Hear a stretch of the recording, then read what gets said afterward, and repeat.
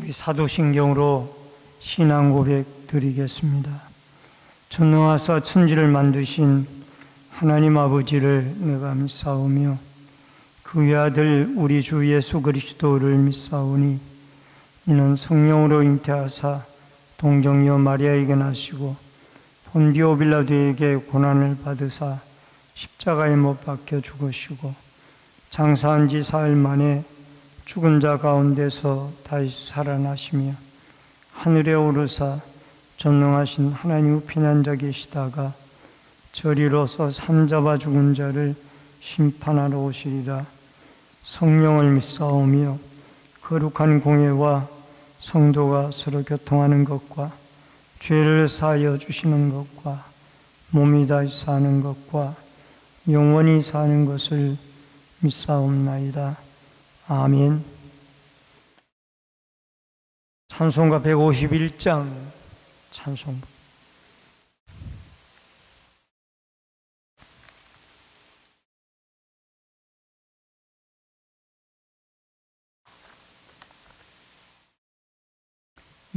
만왕의 왕 내 주께서 왜 고초당했나.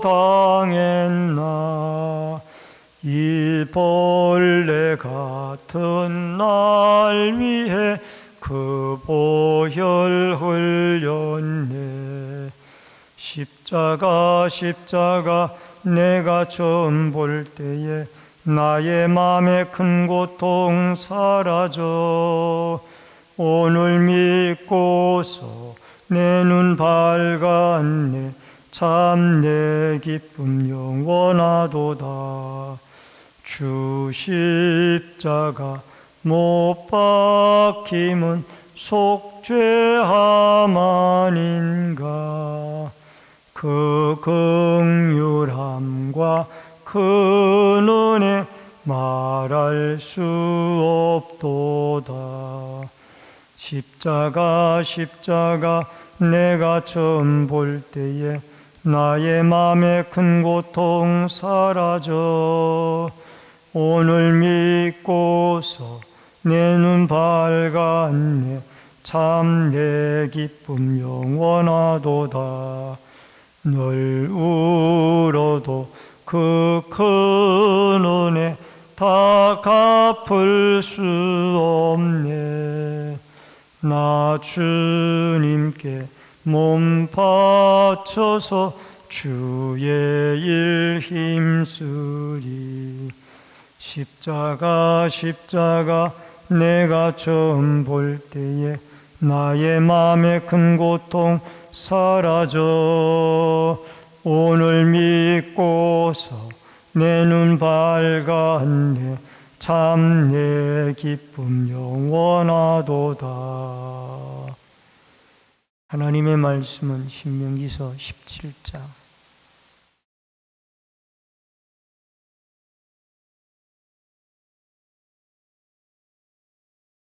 14절로 20절의 말씀입니다.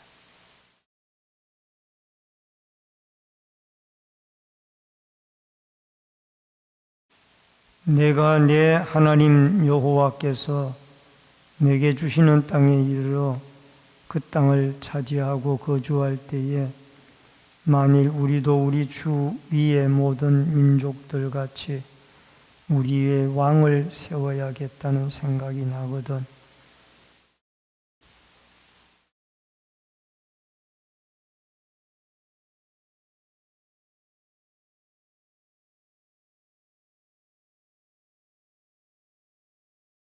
그는 병마를 많이 두지 말 것이요 병마를 많이 얻으려고 그 백성을 애굽으로 돌아가게 하지 말 것이니 이는 여호와께서 너희에게 이르시기를 너희가 이후에는 그 길로 다시 돌아가지 말 것이라 하셨음이며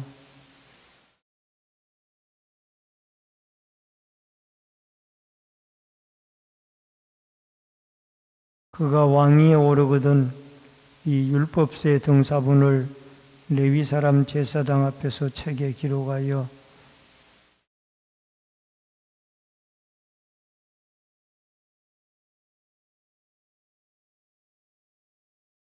그리하면 그의 마음이 그의 형제 위에 교만하지 아니하고 이 명령에서 떠나 좌로나 우로나 치우치지 아니하리니 이스라엘 중에서 그와 그의 자손이 왕위에 있는 날이 장구하리라. 아멘.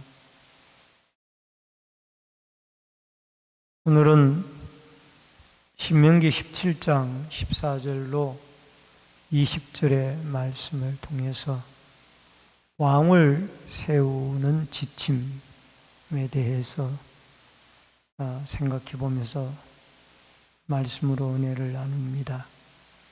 하나님은 이 모세를 통하여 모압 평지에서 이제 가나안 땅에 들어갈 이스라엘 백성들에게 가나안 땅에서 하나님의 공의를 실현하라고 말씀을 하고 있습니다.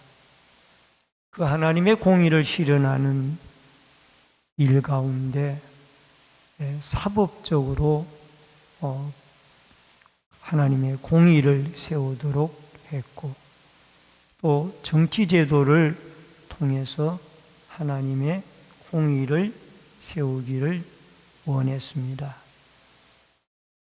오늘은 이 정치제도 가운데 제일 정치에 중요한 역할을 하고 있는 왕의 제도에 대한 문제를 하나님이 상세하게 설명을 하고 있습니다.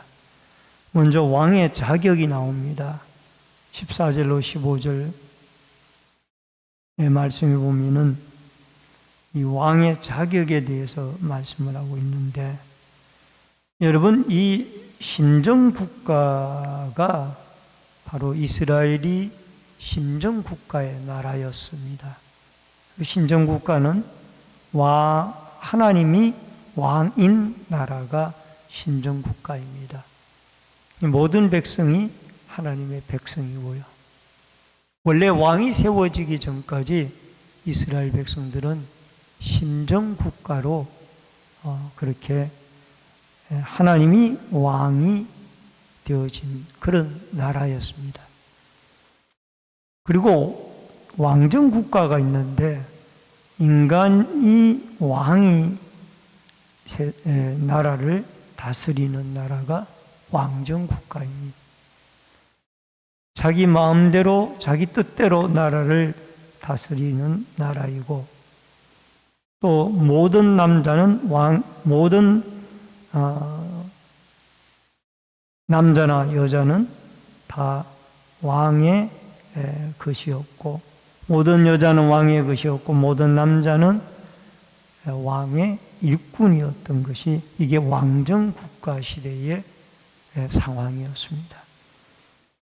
그리고 이들에게는 왕이 되어져서 군사를 많이 두고 또 더 나아가서 아내를 많이 두고 그 다음에 자신을 위하여 재물을 쌓아 놓는다라는 것이 이게 왕의 특징이었던 것을 보게 되어집니다.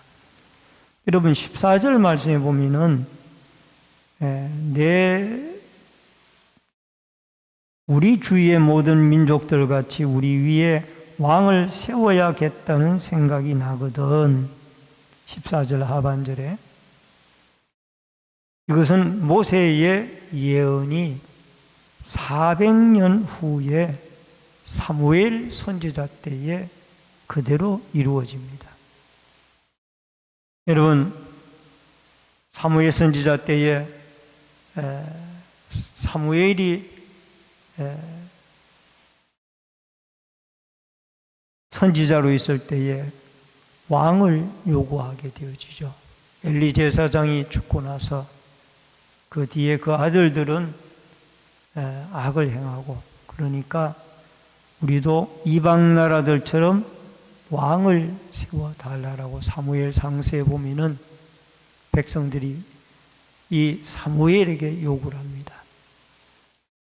이 요구가 결국 어쩔 수 없이 하나님의 응답 묵인으로 사무엘 선지자를 통하여 사울 왕에게 기름을 붓고 이제 왕정 국가가 되어지죠.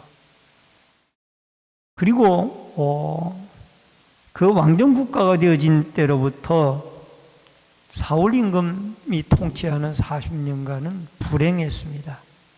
그러나 하나님의 마음에 합한 자 다윗이 들어섰을 때에는 다윗은 하나님을 왕으로 그렇게 숭배를 하며 그야말로 왕정 국가였지만은 신정 국가나 다름이 없는 나라로 통치를 했었습니다.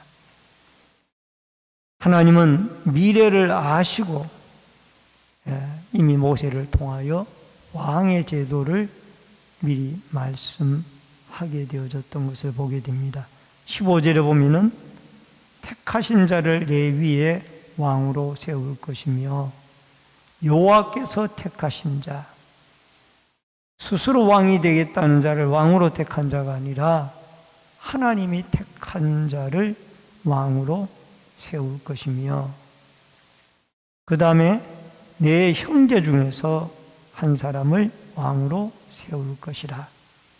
이 말은 신앙의 정체성을 가진 하나님을 왕으로 믿는 이런 자를 왕으로 세워야 된다라는 겁니다. 즉 이스라엘 백성들 안에서 하나님을 믿는 믿음의 사람을 왕으로 세워야 된다라는 겁니다. 여러분, 이스라엘을 다스리는 왕은 오직 하나님 한 분뿐입니다. 근데 이스라엘 백성들은 이제 왕을 세워달라는 것은 결국 왕을 세운다라는 것이 하나님으로부터 멀어지는 일이고 이것이 결국 불행의 시작이라는 것을 말씀을 하고 있습니다. 여러분, 하나님 앞에 우리도 신앙으로 훈련된 왕같은 제사장으로 늘 하나님을 왕으로 섬기며 살아가는 하나님의 통치를 받고 다스림을 받는 그런 삶을 살아가야 될 줄로 믿습니다. 그 다음에 두 번째로 왕의 금기사항이 16절로 17절에 나옵니다.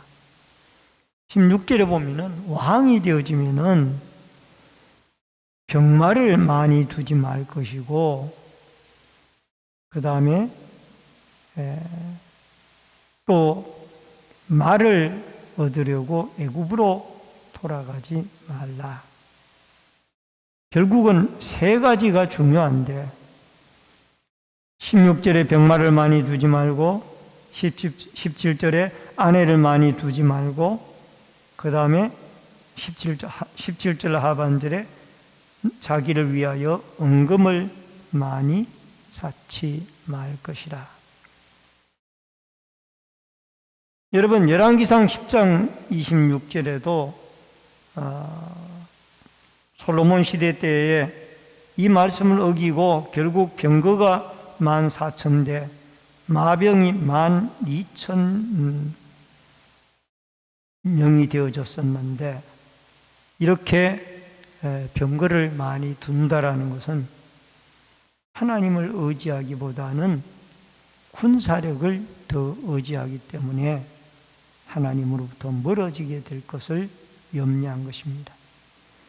여러분, 아내를 많이 두지 말라라는 것은 결국 그 아내 때문에 우상 숭배가 들어오게 되어질 것을 염려한 것입니다. 솔로몬 시대 때에는 바로의 공주를 아내로 솔로몬이 맞이했고 또 그뿐만 아니라 남쪽 유다 나라의 여호사밧 임금 때는 그 아들 여호람이 이 북이스라엘의 아합과 이세벨의 딸인 아달랴를 아내로 맞이하여 정략 결혼을 했지만은 결국 그 아달랴가 자기가 왕이 되겠다고 나중에 손자들을 다 죽이는 이런 일들이 일어나게 되어지죠. 그때 요아스라는 사람이 다행히 살아남아서 결국 다윗의 왕조가 이어졌습니다마는 이방 결혼을 하나님의 명령을 지키지 않고 행하게 되어지고 솔로몬은 후궁과 첩이 천명이 되어졌잖아. 그로 인해서 솔로몬은 결국 타락하게 되어졌고 솔로몬의 타락으로 이 통일 이스라엘 왕국은 그의 후세대에 가서 남유다와 북이스라엘로 나누어지게 되어지는 것을 보게 되어집니다. 여러분, 은금을 많이 두지 말라는 것은 이것을 많이 두게 되어지면은 물질의 주인이신 하나님보다가 물질을 더 의지한다라는 겁니다. 그래서 이것을 왕은 자기를 위해서 많이 쌓아두지 말 것을 말씀을 하고 있습니다. 그래서 병마를 많이 두면은 하나님보다는 자기의 군사력, 이웃 국가를 더 의지할 수가 있고, 아내를 많이 두면은 우상이 들어오게 되어지고, 더 나아가서 자기를 위하여 은금을 많이 쌓아두게 되어지면은 결국 그로 인하여 백성들에게 과중한 세금을 매겨야 되고 백성들은 궁핍과 토탄에 빠지게 되어진다라는 것입니다. 그래서 우리는 이러한 것들을 잘 기억을 해서 이 세 가지 사항은 이 왕된 자, 여러분과 제가 바로 베드로전서 2장 9절에 보면 왕 같은 제사장이라고 그랬는데 우리에게도 이러한 것들이 금기사항으로 지켜져야 할 문제들이 아닌가 생각을 해보게 됩니다. 세 번째로 왕의 의무입니다. 18절로 20절에 이 율법서의 등사본을 레위 제사장 앞에서 책에 기록하여 라는 말씀이 나옵니다. 이 왕의 의무 가운데 하나는 하나님의 말씀을 꼭 그 레위 제사장 앞에서 등사하여, 요즘으로 하면 복사하여 그것을 곁에 두고 그 말씀을 기준으로 백성들을 통치해 나가는 기준을 삼으라는 겁니다. 그래서 이 율법의 모든 말과 규례를 지켜 행할 것이며 이 백성들을 지도하는 표준이 될 뿐만 아니라 왕 자신도 이 하나님의 말씀을 지켜 행하여야 된다라는 것을 말씀을 하고 있습니다. 즉 말씀에 따라 백성들을 다스리라. 여러분과 저는 왕같은 제사장이라고 베드로전서 2장 9절에 말씀합니다. 우리도 하나님의 택하신 왕같은 제사장들입니다. 그러므로 여러분과 제가 병마와 아내와 은금을 많이 쌓아두는 일을 멀리하고 하나님이 우리의 진정한 왕이라는 이런 신정국가 체제의 신앙으로 여러분 이 세상에 통치자나 지배자는 믿는 자나 안 믿는 자나 하나님이 세우는 겁니다. 하나님의 통치자를 다스리고 붙잡고 계시다라는 사실을 믿고 우리는 통치자들이 하나님의 뜻에 따라서 나라를 잘 다스리도록 기도하며 우리 자신들이 왕같은 제사장으로 이런 금해야 할 것과 지켜야 할 의무들을 잘 지켜 행하여 하나님 앞에 올바른 축복된 믿음의 길을 걸어갈 수 있기를 주의 이름으로 축원합니다. 기도하겠습니다. 고마우신 아버지 하나님, 은혜를 감사합니다. 우리는 왕같은 제사장으로 하나님의 선택함을 받고 부름을 받았습니다. 우리가 군사력보다는 하나님을 더 의지하고 다윗처럼 하나님이 나의 왕이라는 그 사실을 고백하며 날마다 하나님의 통치를 받고 살아가고 하나님의 말씀을 쫓아 살아갈 수 있는, 순종하며 살아갈 수 있는 우리들이 되어지도록 도와주시옵소서. 특별히 아버지 하나님, 우리는 이웃 국가를 의지하기보다는, 은금을 의지하기보다는, 군사력을 의지하기보다는 하나님을 더 의지하여 전쟁의 승리자 하나님, 물질의 주인이신 하나님을 우리가 최고의 신으로 숭배하여 그 하나님의 인도와 통치 속에 복된 하루의 삶을 살아가도록 역사하여 주시옵소서. 이 새벽에도 기도하고 간구할 때 성령의 충만한 은혜와 기름 부으심이 함께하여 주옵소서. 예수님의 이름으로 기도하옵나이다. 아멘. 하늘에 계신 우리 아버지여, 이름이 거룩히 여김을 받으시오며 나라 임하옵시며 뜻이 하늘에서 이루어진 것 같이 땅에서도 이루어지이다. 오늘날 우리에게 일용할 양식을 주옵시고 우리가 우리에게 죄 지은 자를 사하여 준 것 같이 우리 죄를 사하여 주옵시고 우리를 시험에 들게 하지 마옵시며 다만 악에서 구하옵소서. 대개 나라와 권세와 영광이 아버지께 영원히 있사옵나이다. 아멘.